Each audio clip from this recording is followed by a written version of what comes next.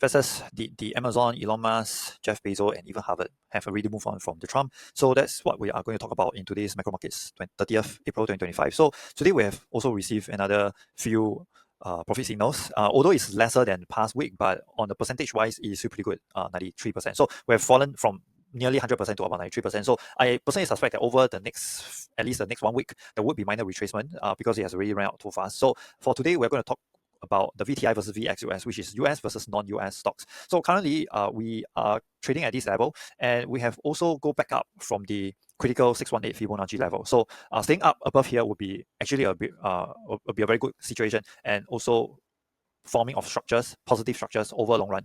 So currently we're back here, and also there is a positive divergence, so higher momentum and lower prices. This forms a positive divergence, which means that if this were to play out, then VTI, which is US total stocks, will actually outperform the non-US stocks.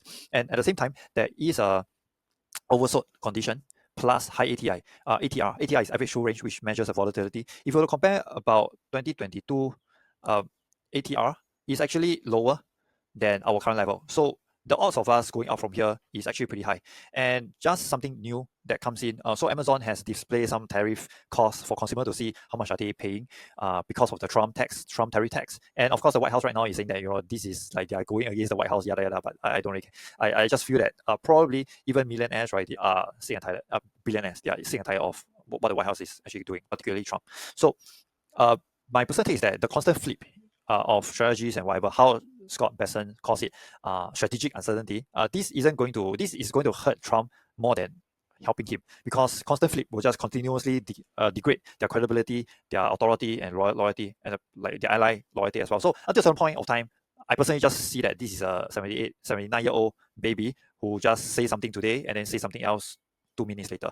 So because of this, right, Fear and Greed Index continue to go up right now. So it has broke out of a downtrend very clearly right now. So the odds of us getting more and more traction, forming a sustainable bottom is higher and higher going forward from here. So once again, I personally believe that there would likely be a minor retracement going back to around 25 next time.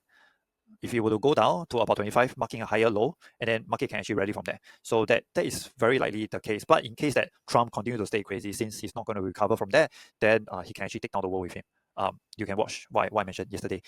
So my action plan, what am I going to do? So for my existing shares, I'm going to just continue to sell and roll kangaroo cover call. So strike 13 is where I am right now, and the ETF currently is trading around 1180. So strike 15 will secure my initial capital, and above strike 15 will secure my initial capital and also the ongoing cash flow. So I'm going to slowly roll up if the market were to slowly trend up from strike 15, 16, 17, 18. So I can get cash flow and capital appreciation at the same time when the market continues to recover. For the remaining cash that I have right now, I'm going to sell long and short evergreen wheel strategy. So far, I think this is pretty promising for the time being, even though I've only started testing about 2 to 3 weeks.